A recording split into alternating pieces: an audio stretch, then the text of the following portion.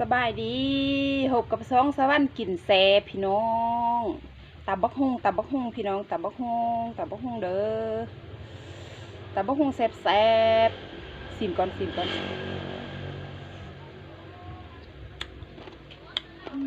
แซ่บแซ่บแซ่บแซ่บ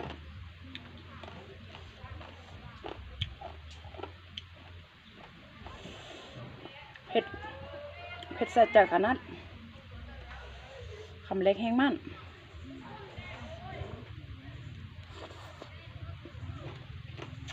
น้องทอง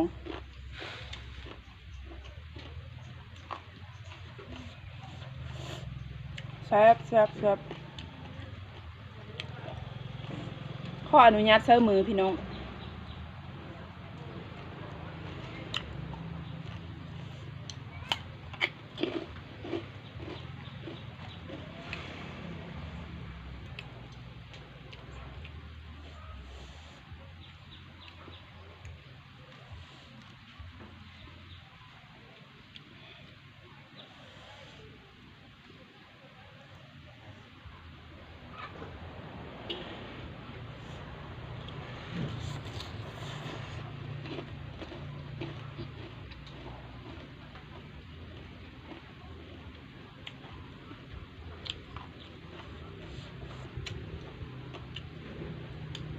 ผักเน่า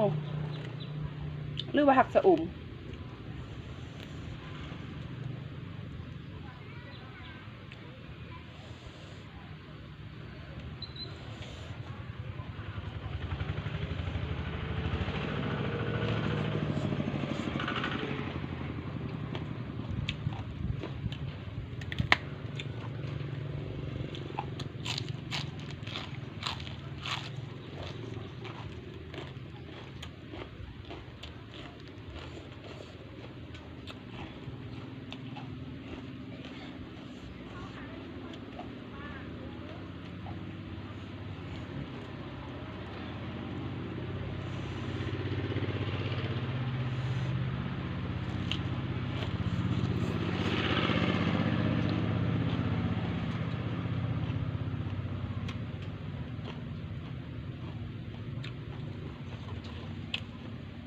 ขออนุญาตในการกินบสุภาพเด้อข้อโพดข้ออะไรนี่แหละคือตัวจริงของสวรรค์กินจูฟูเจ้าฟ้าแบบนี้แหละสวรรค์ตัวจริงถ้าบ่เป็นจูฟูเจ้าฟ้าสนิทก็แปลว่าบ่แม่นสวรรค์เด้อพี่น้องสวรรค์ตัวปลอม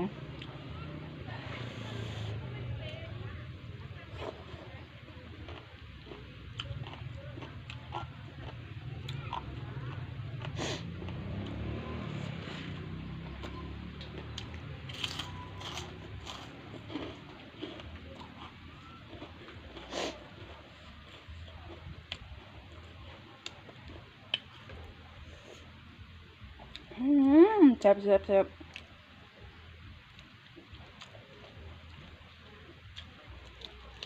นั่งห้องกะจืดมั่ง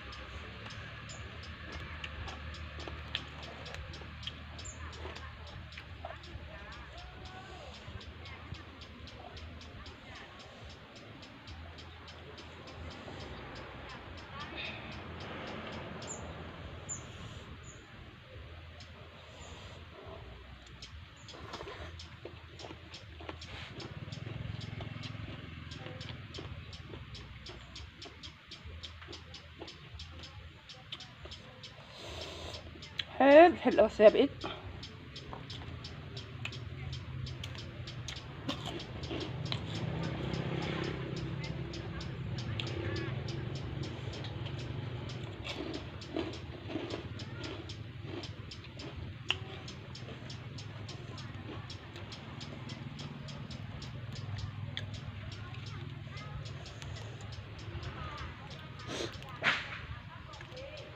น้ำพญาเนี่ยลูก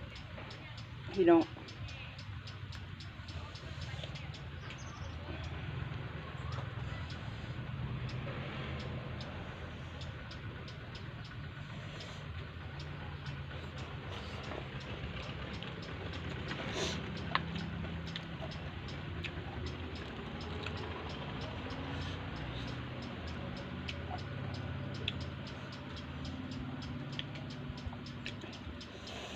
เผ็ดสะจากคณะพี่น้องเอ้ยเผ็ด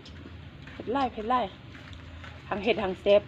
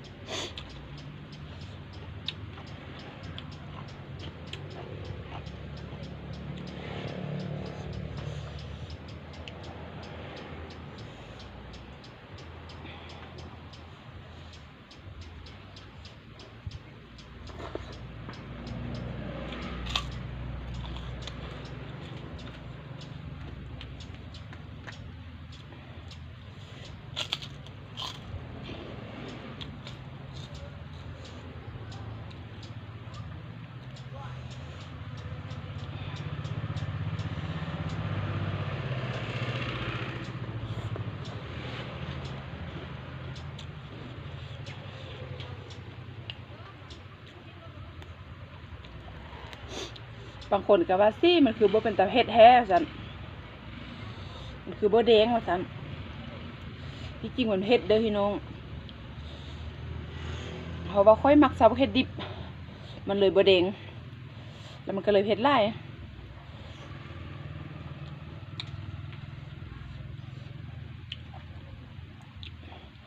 ซาบเฮ็ดดิบมันหอมดีนะก็เลยมักเฮ็ดแดงซะนิดเดียว